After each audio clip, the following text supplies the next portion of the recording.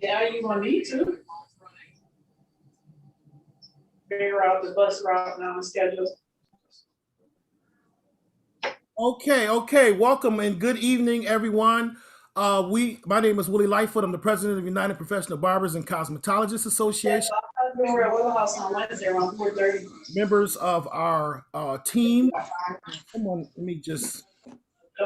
So I think he said he was off on Wednesday. Jonah. All right, there we go. Okay, once again, my name is Willie Lightfoot. I'm president of United Professional Barbers and Cosmetologists Association. We have a great shop talk for February, Black History Month, that we're going to be presenting before you. We have some very special guests with us. I want to thank our U.P.B.C.A board, of course, and I also want to thank Mayor Lovely Warren and Police Chief Harriet Sullivan, who is with us tonight, who will be making a very presentation on Executive Order 203. And I just want to give a little bit of contents to Executive Order 203 prior to the mayor starting her presentation and turning over to our honorable mayor. Last year, the governor put forth an Executive Order 203 looking for municipalities with law enforcement agencies to look at how they're reimagining policing within their communities. And they have had given them up to April 1st to present their proposals to the state. Myself, I was fortunate enough to not only be placed on the Race Commission for Structural Equity, but also I was placed on the working group to work with UCLM, Police Accountability Board, member from Real Initiative, the mayor, another council member, Melendez, and we worked extensively along with the police chief, extensively on working on meeting the executive order. I think now that most people will recognize, and of course, most of our constituents, as well as our people that visit our barbershops and salons, this is information that we really want to get to our customer base. And we really want them to have a full understanding of this executive order. And we're looking forward to getting input from the community as well. So the community is going to have up into March to give input on this executive order. So without any further ado, I want to get to, we have some, but we won't do go around the room, but we will introduce our mayor, the Honorable Lovely Ann Warren. Thank you, Vice President Lightfoot, as well as president of this organization. I truly appreciate you for inviting us here today. I'm joined by our police chief, Cynthia Harriet Sullivan, as well as Doreen Kirkmeyer, who's our director of planning, and Patrick Flanagan, who is in our communications department, one of our lead people, and has put together a great presentation that we're going to go through, and then we can have time at the end for some questions and discussion. I truly want to thank you and the board of U.P.B.C.A for allowing us to come and talk to you today, because I know that, in the barbershop and when in the beauty salon is where a lot of the discussions happen, and where our family and our friends feel most comfortable talking about different challenges and issues that we have in the community. We definitely appreciate you for taking the time. We know that you all have faced a lot during the pandemic, and you have advocated, you have really stepped up to the plate to advocate for your brothers and sisters that are in the business and have won many of those challenges to reopen. And we are working alongside with you. As business owners, if you have challenges in the city of Rochester, we do have grant programs and other things that are available. So we would encourage you to reach out and to make sure that other, other businesses that you're affiliated with, associated with, get the information because of the CARES Act dollars that we have been able to provide. So I know that Vice President Lightfoot went through basically what we've been doing over the last couple months. And at this point in time, we are in the phase that really depends on each of our residents and you providing us with the information and the feedback that we will be sending first to City Council and then over to the governor. Patrick is going to advance the slides for me, and so I'm going to ask him to go forward. Executive Order 203, Police Reform and Reinvention, is truly about, everyone knows the challenges that we have faced in our city.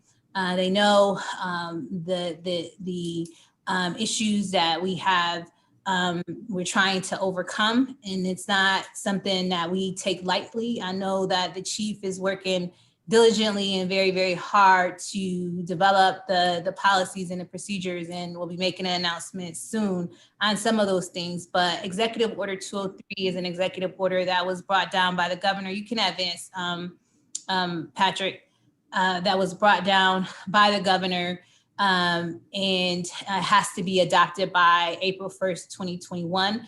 It is a recommendation for how we in Rochester plan to address police reform and changes that goes from, to start policies, different procedures, all of that. The requirement requires us to review the needs of the community, establish policies that allow the police to effectively and safely perform their duties, and involve the community in discussion. We have to develop policy recommendations resulting for this review. We are in the phase of offering our plan for public comment. We will then provide that public comment and all that information to City Council. City Council will then do their due diligence, and then they will hopefully pass it by March 31st to be sent to the governor by April 1st. That's our direction. And so we need your feedback. If you want to go to slide 4, Patrick.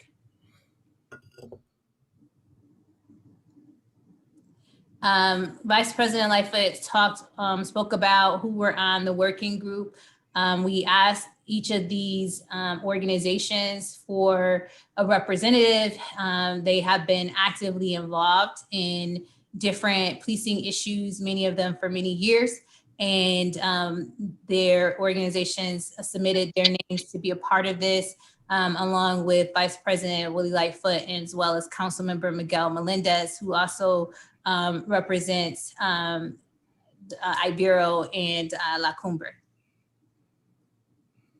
Go ahead. So before we get into what the new changes are, recommendations, we wanted to just show the progress or the things that we've done over the years to make some changes. In 2014, we reorganized the police section office. In 2015, we created a gun part in the Hall of Justice to deal with illegal weapons and those that were carrying them. In 2016, we had our body worn camera rollout and had the robust program to be presented and to have the camera on, and we audited and make sure that those that don't have their cameras on are held accountable, and we constantly review that. In 2019, the Police Accountability Board was created, and in 2020 we proposed hiring our new officers that are hired by the city of Rochester for them to live in the city of Rochester. We have started a number of different programs, including our minority recruitment officer recruitment efforts with Pathways to Public Safety, which is where we're recruiting young people from high school to come into the department after they go through the MCC program and after they graduate. That program, public safety program, not only encompasses the police department, it also has EMS as well as the fire department that is along with it. And the graduation rate for students that have been in that program have been in the 94-95%. We have Clergy on Patrol, where we partner with our clergy to go out and do outreach in the community, as well as our Books and Bears program, which allows for our officers to carry books and bears in their trunks and provide that to our residents, our young people, when they see them. We wanted to talk about where we are today and give some historical data. So we have about 150 sworn officers from the chiefs on down. 724 sworn officers, 126 civilian that work in our police department, for a total of 850 people. The RPD is divided into 4 areas of responsibility: the Office of the Chief, the Operations Bureau, where most of the officers are go out from daily patrol, the Administration Bureau, which provides the back office support, but also houses RPD's research and evaluation section, the open data portal, and then we also have the Community Affairs Bureau, which is responsible for the department's outreach. And as we talk about what is the racial gap, 87% of our officers are white, while just 47% of Rochesterians are white, meaning people that live in the city of Rochester. 87% of our officers are men, while 48% of Rochesterians are men. 94% of our officers live outside of the city of Rochester. An important finding from the report is the number of police officers in Rochester as compared to other cities. Among cities with populations between 150,000 and 200,000 residents, 67, Rochester has the second highest number of police officers per capita, behind only Birmingham, Alabama. And Rochester also has 67% more officers per resident than similar sized city with similar crime rates. Simply put, we have significantly more police officers than other cities like ours. When we look at crime trends, Part 1, or serious crimes, remains near historic lows. In 2018, Part 1 crime was the lowest in 35 years and held steady. Violent crime was down 38%. Since its peak in the 1990s. Sadly, last year, we did see an increase in violent crime, putting us in the same pattern as cities across the nation.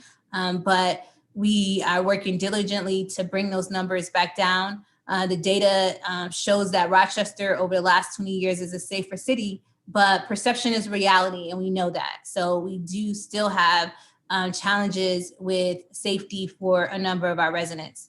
When we look for cause for service, they are declining as well, with CLAWS in 2020 being 8% below those in 2016. The length of time that each officer is spending responding to cause is increasing, however, and this potentially speaks to the need for alternatives to traditional policing. In response to events, including the tragic death of Daniel Pood, Rochester, we created the Crisis Intervention Services Program office within the renamed Department of Recreation and Human Services. The Crisis Intervention Service is made up of 4 teams or 4 units. The Family Crisis Intervention Team, which assists victims after a crisis has occurred and connects them to services. The Victim Assistance Unit, which is primarily focused on helping victims navigate the legal system, but also interfaces with the Family Crisis Team to provide other supports. The Homicide Response Team, which responds immediately to a homicide scene to support the victim's loved ones and also provides mediation and services to stop the cycle of violence. And the newly formed in-person crisis team, which is ramping up to provide an alternative to police response. A discussion of the city's intervention service office is important because it serves as a foundation for many of the recommendations that are contained within our response to Executive Order 203. There are 14 recommendations.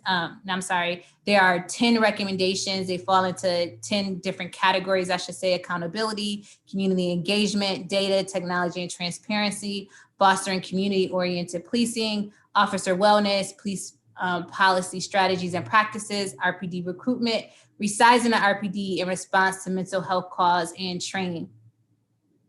I often receive a number of calls and emails regarding why it is that we cannot fire an officer immediately. The current state of affairs does not allow the city, the chief or I, to do this immediately. Attempting to do so will ultimately cost taxpayers more money and will be required to bring the officer back ultimately if they were precluded from terminating them at a later date for not allowing the process to be followed. So that will cost taxpayers a lot more money. Additionally, we would be responsible for attorney's fees. This is why we're proposing a petition to the state of New York to amend the Taylor law and the Triborough Amendment to allow the city to terminate RPD personnel immediately for cause and enable the city to develop a completely new collective bargaining agreement. We want to also create strict disciplinary rules banning discriminatory enforcement patterns like broken windows theory, structural racism, racial profiling, stop and frisk, pretextual stops, and fully comply with the Police Accountability Board's authority as outlined in the city charter. As we also want to advocate for additional resources and funds for business intelligence and mental health and youth programs, implement and support programs that provide increased effective community engagement, as well as assess how RPD in the city can offer and be helpful in building trust and transparency. As we look at data technology and transparency recommendations, we would be willing to allocate funds to boost support for the RPD Office of Business Intelligence. We want to mandate the collection of regular reporting, include open data portal, publish aggregate data on how officers, both Black and Brown, women, LGBTQ, are disciplined, promoted, and or terminated. As we continue to look at our data analysis, we want to improve our use of technology to improve our use of body-worn cameras and in the spirit of partnership, have mutual goals, security and justice, strengthen the community body-worn camera panel, and also use RPD funding to provide training and resources to ensure the officers use cameras as trained. We do and are in the process of finding a new body-worn camera vendor that can provide the technology necessary for improving our ability to collect and use the data from body-worn cameras. To create the community-oriented culture, we also would like to further our work with President Obama's Task Force on 21st Century Policing, which leads to a philosophy and a sense of humility and empathy. We want to also fund policies and practices that begin to inoculate the RPD from systematic oppression. We also are concerned about our officers' wellness.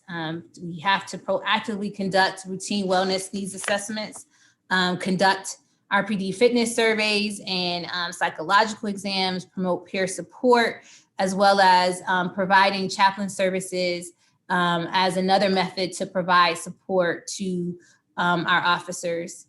Many officers are hesitant to utilize outside counseling services, so we're trying to figure out ways in which to engage them to debrief with one another and other people that they may trust within the department.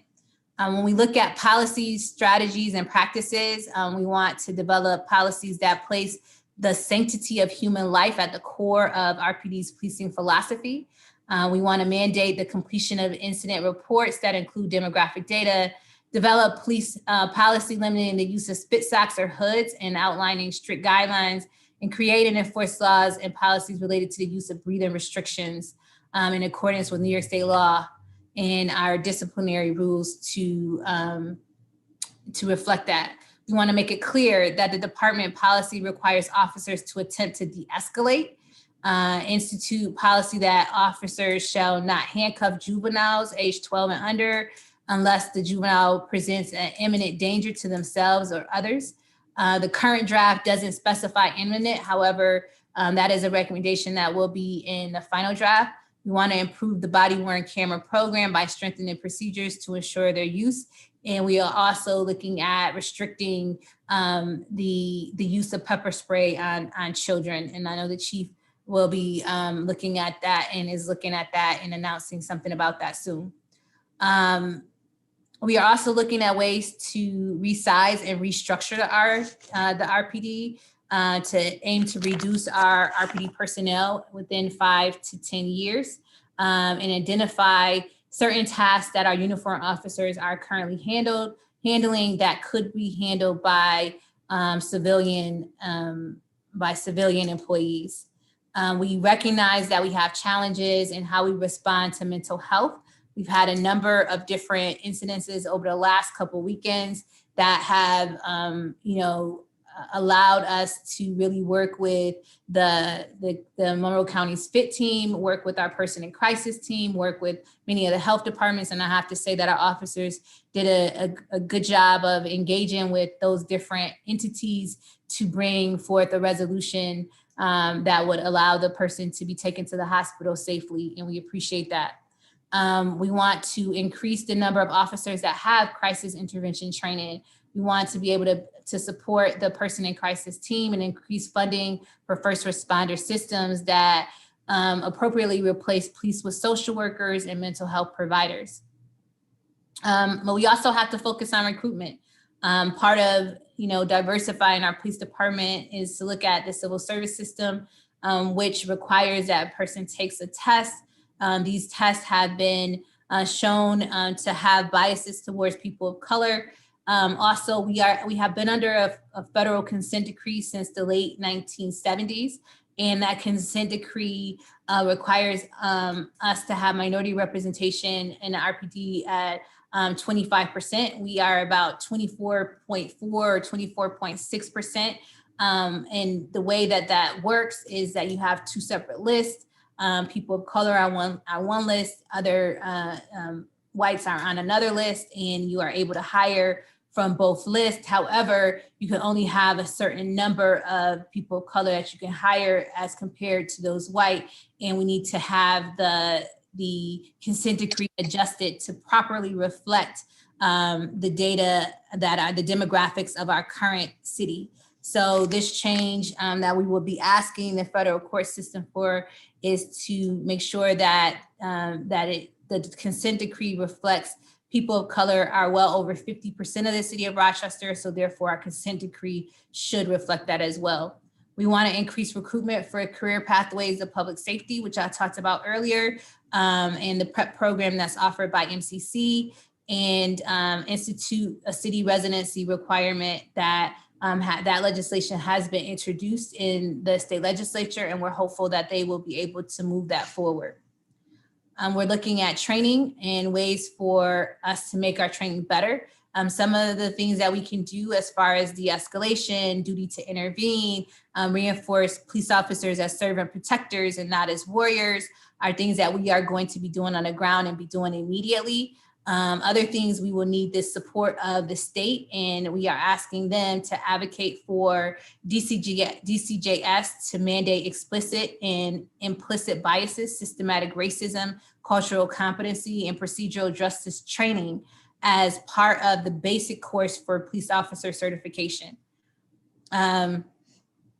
We are looking for the process by which people can provide public feedback. They can either send myself, city council, or any of our working groups any information for public feedback. There's a virtual feedback opportunity that's available as well, cityofrochester.gov/executive order 203. You can also email mayor@cityofrochester.gov to request that we provide this detailed presentation to your group. We will be hosting a telephone town hall to allow residents that do not have internet service to be able to participate. I believe that is going to happen either later on this week or early next week. And again, I want to reiterate that this is just the first draft. We are getting a lot of feedback. I'm receiving a lot of letters from people that have gone through and the proposal and given their detailed, play-by-play recommendations, and really taking those into consideration. And we will be passing that on to City Council when we produce this. I wanted to make note that the Race Commission's recommendations are still forthcoming. We do not have those yet. I believe that we have a meeting in the first or second part of March where the Race Commission will be releasing their recommendations. And so we will include those recommendations in our overall report that we are sending to City Council. It's the understanding that we will continue to collect this feedback and make these revisions until into the draft plan. During Kirkmeyer, who is on the call, has been doing a phenomenal job of keeping track and updating and making sure that all the feedback is included. And then after we get that feedback and make those revisions, we will be submitting this document to City Council, and City Council will do their review, and Vice President Lightfoot can talk a little bit about their review, and they will vote to finally approve it, and we will then send this to the governor. Now, I just want to be very clear that this isn't the end all be all to policing in Rochester. There are a number of different initiatives that the chief is going to be taking on and pushing forward. And she's going to be making some announcements very soon. This is one tool in the toolbox. It is one thing. It is not everything. This is strictly to comply with the outline that the governor gave us in his Executive Order 203 documentation. And we know that there's more that we need to do, and we're committed to doing that. And excited about working alongside Chief Harriet Sullivan to implement those changes and to work with you all that we need to implement those changes with. So that's a quick overview of the presentation. I know it's a lot of information. You can find it at www.cityofrochester.gov/executive order 203. The actual document is about 63 pages, but there are a lot of addendums. We wanted to include the recommendations from each of the people in the working groups. You will not find the race commissions there. That will be forthcoming. There's also some research from Wilmer Hill, which is a consultant that we've been working with to help us with some of the policy reforms that we need, and that the chief will be proposing and working to propose as well. So I can answer any questions that you may have. Thank you for the opportunity to address you this evening. And if you have any additional questions or concerns, want to talk to me directly, you can always call me 428-7045. Thank you, Madam Mayor, and for that presentation. I have to give my hats off to you. That's a lot of information to cover in a very short period of time. I just want to say, as far as the city council portion of it is, the mayor is correct. After the March 4th, when the community engagement piece and public input piece has exhausted at that time, then the mayor and her administration will get a legislation to us by the 8th. We probably will table this particular piece of legislation in our March 16th meeting so that we can allot for more time for an additional community input portion that we will oversee. And then we will probably call for a special meeting by the end of the month so that we can vote on this legislation and have it to the governor's office by the deadline of April 1st. So the idea here, ladies and gentlemen, was to present this to you in a high-level overview, but we really would like, and we want to take some questions tonight, but we want individuals to take a deeper dive into the executive order and also a lot of the addendum pieces of the plans that are also attached to them. There are several initiatives ongoing simultaneously. There is this executive order, there is the race commission, and then we've hired Wilmer Hill, the city has, to do a deeper dive into some policing things as well as our new chief is currently also doing some things as well around reimagining policing in our city. So at this time, I would like to open it up for questions. This is your opportunity to address either the chief and or the mayor. And just unmute yourself or wave your hand or something, and I'll get you in there. Now, one thing I do know is with all of the conversation we've had around policing in this community, you can't tell me you don't have any questions. All right, we got, do we have any hands? That just means that we did a phenomenal job and digest all the information. And the chief and I will definitely be available to answer any questions that you may have. If you want to go to the website and check out the report, and there's information here on how to get back in touch with us. We are available to answer any questions that you may have. All right, chief. Yeah, if something comes up, later, Vice President, I mean, please feel free to forward it and I'll do what I can to respond. Wonderful. Okay. All right. Going once, going twice, 3 times. I'll make a Wait. Here we go. I knew we had to get at least one question. Mr. Henderson, sir, Yeah. go ahead. So You I have the want floor. to say, one, to both the chief and the mayor, that there are a lot of people in this community that do support you and do love you and do think you're doing a good job, and I'm one of them. I think that report is very comprehensive, covers a lot of areas that need to be addressed, like the ratio of nationality among the officers on RPD, the city issue. I know a lot of people don't like the issue about officers living in the city, but I think that does make sense. One of the things that I read a study a few years ago that talked about how the higher the existence of minority businesses within the city, the lower the crime rate, the better the relationships were, the higher the pride was. I think I saw a mention of that briefly, but is there something that is on the table as it relates to increasing minority businesses in the city that would be a tie-in to this issue? I'm sorry, my heat just came on. You said businesses, and for some reason I lost you. Let me see if I can turn this up. My question was, is there something on the table as it relates to increasing minority businesses and the impact that could have with community relationships and young people having more positive things to do and more positive role models, and just improving the environment overall for the community? Absolutely. Actually, we have been partnering with, and we're thankful for RIT to give us Dr. DT Ogilvy, who has been working with Dr. Lomax Campbell, who's in charge of our Office of Community Wealth Building.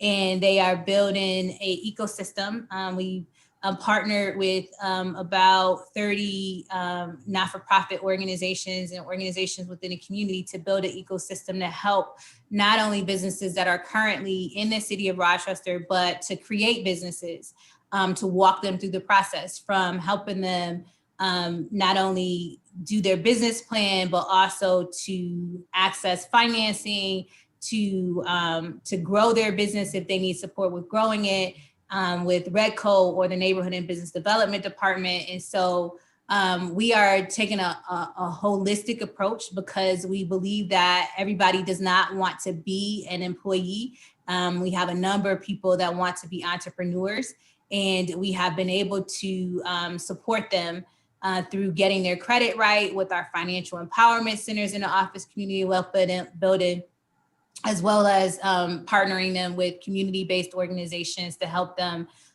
be able to grow their business or start their business. And we will continue to do that for a number of our businesses that have been affected by COVID. We provided over $1 million in grants to get them from $3,000 to $6,000, I believe, to get them the support that they need from the city perspective. I know that the county and the state also had resources that were grants that supported businesses as well. Those are still available.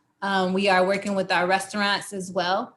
So we're trying to do everything to help people come out of the pandemic, but we know that a lot of people started businesses during the pandemic, and they can reach out to us, reach out to the Office of Community Wealth Building for any support, any information that they may need in order to grow their business or to get the resources that we have available and access to the people that are on the ground every day doing this work, like Pathstones, the Urban League, and other agencies that we're working with, the Center for Urban Entrepreneurship with RIT as well. Okay, great. Sir, if I may, I'm the labor liaison on the board, and the mayor has been very, very supportive of our MAP program, which promotes minorities going into the building trades. City Council has been very supportive of our efforts. So this is an avenue that is supporting MWBE language that really, really helps our trade organizations. And I have to give kudos to the mayor for really having labor's back on that. During COVID, funding has been very difficult.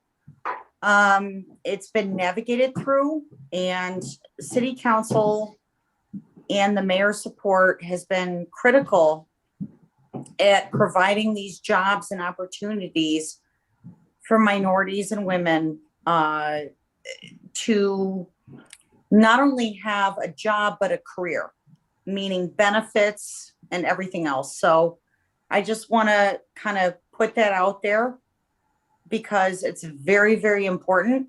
Thank you. So, Thank you, Karen. yeah, I want to thank you for that, Mayor.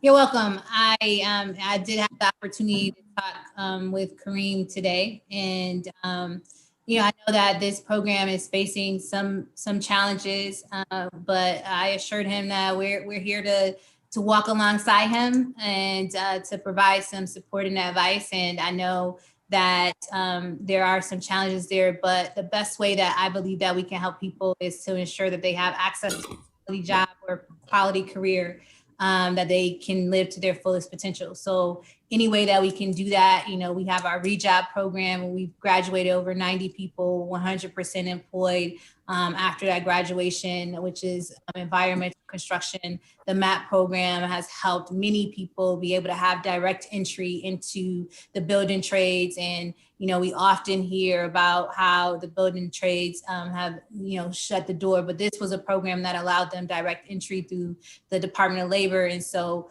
definitely want to continue to have that. We have been able to increase our involvement with minority and women-owned businesses by over 100%. So when you look at the data on businesses that we are working with, it is over 100%. We've been able to increase it, and in some avenues, some fields, even more than that. So we will continue to work to equalize and bring equity. I don't know if you had a chance to look at the equity and recovery agenda, but I encourage you to do so, because that's what we're fighting for, to make sure that there is an equitable recovery across the board for everyone that is a part of our city. Mayor, thank you. And anything that we can do to support in Albany, we're here. All right, thank you. Yeah, and I think the business community will certainly be interested in collaborations as you see appropriate. And one of the things that I saw in your report regarding Executive Order 203 is the collaborative approach between clergy and mental health professionals and so forth in the community. And I think that, you know, I want to just make sure that the business community is represented there too, because I think it may be some things that can be brought to the table, even with what Aaron was mentioning with the lack of funding. You know, there are some opportunities that can stream people toward people that we need in trades. And, you know, our industry certainly is in need of some trained staff. We certainly would be willing to invest in those kinds of projects. So just want to make sure that that's kept in mind. Well, we'll definitely keep that in mind. And I know, Mr. Henderson, are you a part of the Black Business Association? I'm a member, yes. Member? Okay. Dialogue with Lomax from time to time. I have not been active since it's restarted. Yes, so he gave me a report on last week. They have, I think, tripled their membership. He is getting ready to go into retirement and turn it over to the next leader, but to help really cultivate and build that, exactly what you were talking about, that business support and, you know, on the ground sort of outreach and support for different initiatives. So we'll make sure that we have him connect on this, especially as it pertains to the MAP program, because they're going to need the support of the community to be able to continue to do the work. And they have been doing phenomenal work in the community. That's Mr. Henderson and Aaron. I totally agree. That's one of the reasons why U.P.B.C.A. why we wanted to host the mayor and the chief. All of us are small business owners. All of the barbers, cosmetologists, and we're probably one of the largest minority small business organizations probably in America. I bet you go to any city in the country, and probably your largest small minority-owned businesses are probably barbershop salons, nail technicians, estheticians, and people in the appearance enhancement industry. So we too are very excited about the fact of having this information to be able to share and to be able to participate in what this is going to look like in our city and in our community. So we too join you, Mr. Henderson and Aaron, and wanting to make sure that not only the different types of businesses, especially those who are really grassroots, like the barbershops and salons and nail technicians, estheticians, that are kind of on the front lines, if you will, on a daily basis, dealing with individuals who are constantly having contact with the police. And we would like to see that contact be a positive police contact and not negative police contact. And we're hoping that we can collectively have that type of input as we begin to take this from a draft form into a final form. Are there any other questions concerning the Executive 203 for the mayor and or for the police chief? I've just got one other one. Yes. Is some type of public relations campaign somewhere connected in it? Because I think a lot of what the challenges are with the relationships are just the perceptions that exist. And those perceptions exist both in the community and they exist in the department. So how do we begin to change those perceptions that could lead to a change in the relationships is, I guess, is part of my question.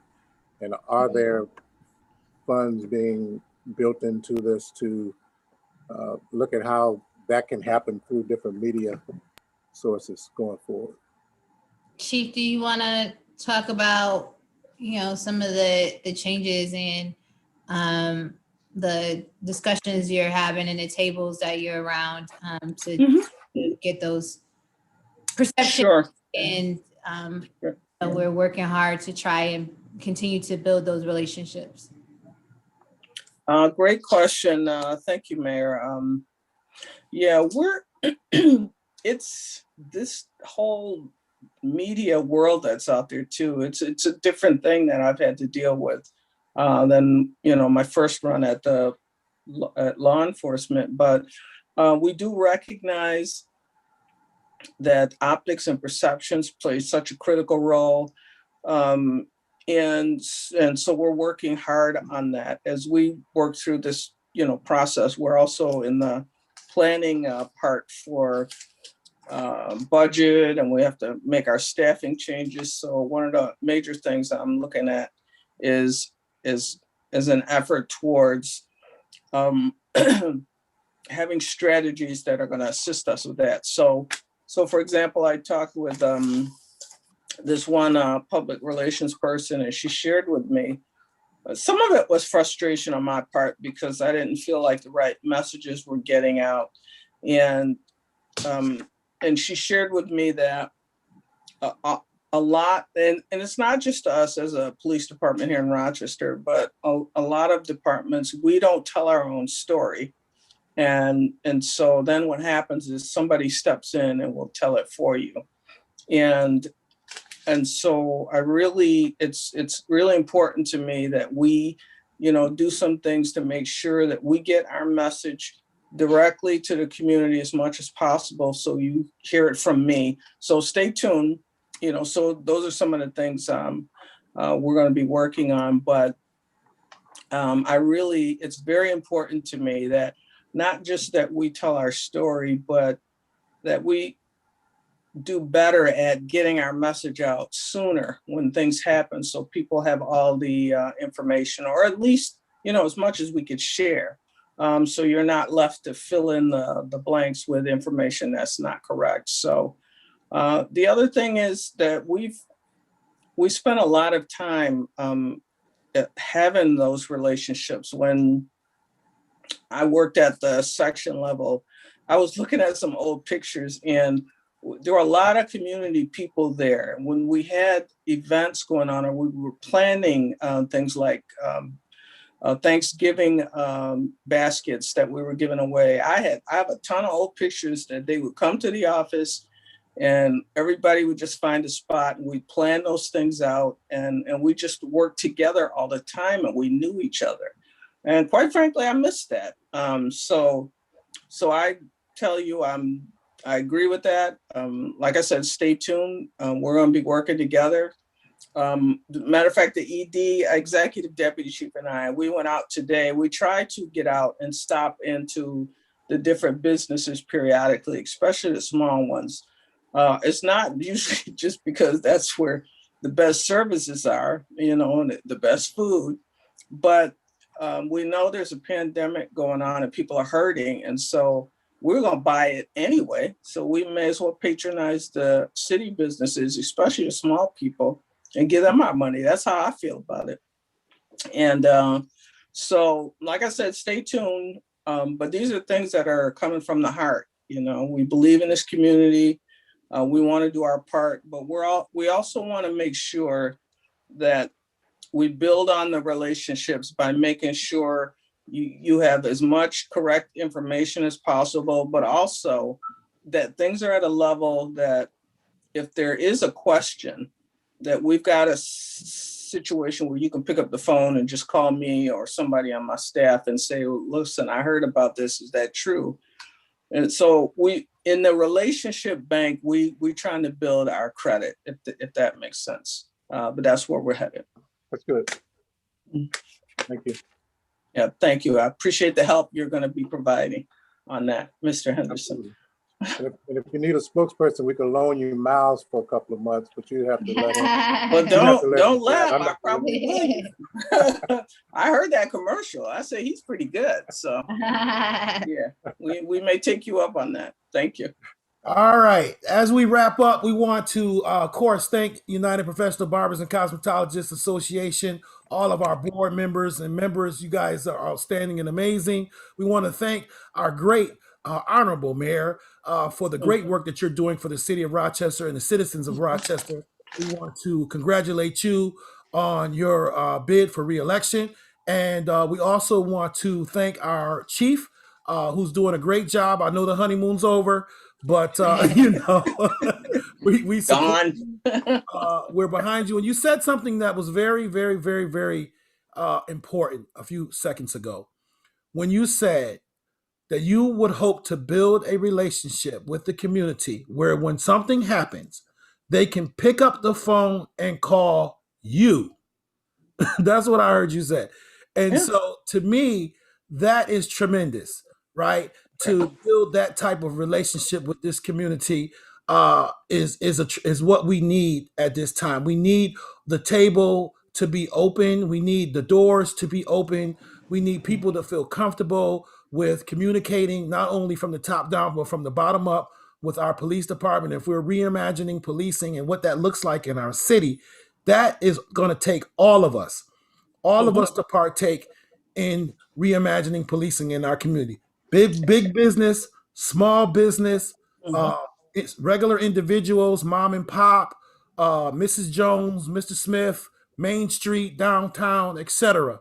It's going to take everyone to do this and help to do this work and make sure that this happens in a way where our city can once again be on a beacon in other communities around this particular. We're beacon in a lot of areas, technology, etc. We can go on and on. The city of Rochester is a beacon in many areas, but we want to be a beacon also in policing in our community. And so I want to thank each and every one of you for being with us here tonight. I want to congratulate you because we started about 5 minutes early and we're ending about 5 minutes. We started 5 minutes late. We ended about 5 minutes early. So that's great. So I want to congratulate everybody. Have a good time. Take time to go look in the chat. I put the link in the chat to go and look at the executive order in its entirety. It's about 67 pages long, the executive order itself. The rest of it is just additional material. but look at it, discuss it with your clients, share it, the links, so the individuals can give input. You can give input up until March 4th. We really want to hear from this community. This is a draft. It's for the community. It's a makeup of the community, and we need the community to have as much input as possible. Thank each and every one of you for your night. Thank you, Mayor. Thank you, Chief. God bless you. Have a good night. Protect Thank you, your sir. circle.